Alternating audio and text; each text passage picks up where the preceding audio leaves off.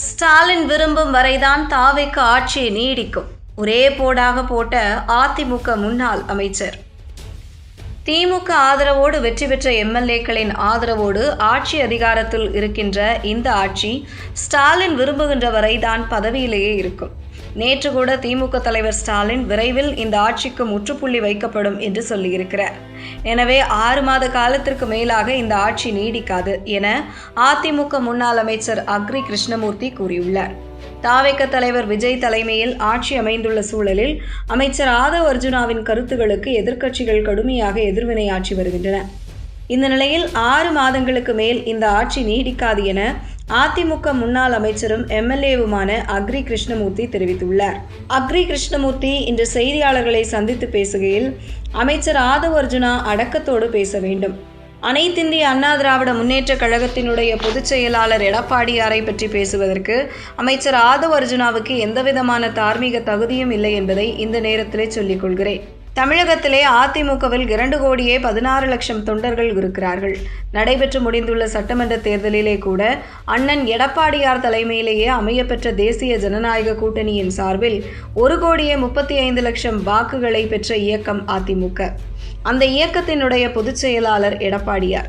இவர் எங்களுக்கு சான்றிதழ் தர வேண்டியதில்லை, எங்களுக்கு பொதுமக்கள் உரிய அங்கீகாரத்தை தந்திருக்கிறார்கள். 2,16,00,000 தொண்டர்கள் அனைத்திந்திய அண்ணா திராவிட முன்னேற்ற கழகத்தினுடைய பொதுச் செயலாளராக அண்ணன் எடப்பாடியாரை தேர்வு செய்திருக்கிறார்கள். தமிழகத்தில் இருக்கின்ற வாக்காளர் பெருமக்கள் 1,35,00,000 பேர் வாக்களித்திருக்கிறார்கள். இவர்களுடைய சான்றே எங்களுக்கு போதுமானது. அற்பத்தனமாக பேசுகின்ற ஆதவ் அர்ஜுனாவின் சான்றிதழ் எங்களுக்கு தேவையில்லை. திமுக ஆதரவோடு வெற்றி பெற்ற சட்டமன்ற உறுப்பினர்களின் ஆதரவோடு ஆட்சி அதிகாரத்தில் இருக்கின்ற இந்த ஆட்சி ஸ்டாலின் விரும்புகின்ற வரைதான் பதவியிலேயே இருக்கும். நேற்று கூட திமுக தலைவர் ஸ்டாலின் பேசுகின்ற பொழுது விரைவில் இந்த ஆட்சிக்கு முற்றுப்புள்ளி வைக்கப்படும் என்று சொல்லியிருக்கிறார்.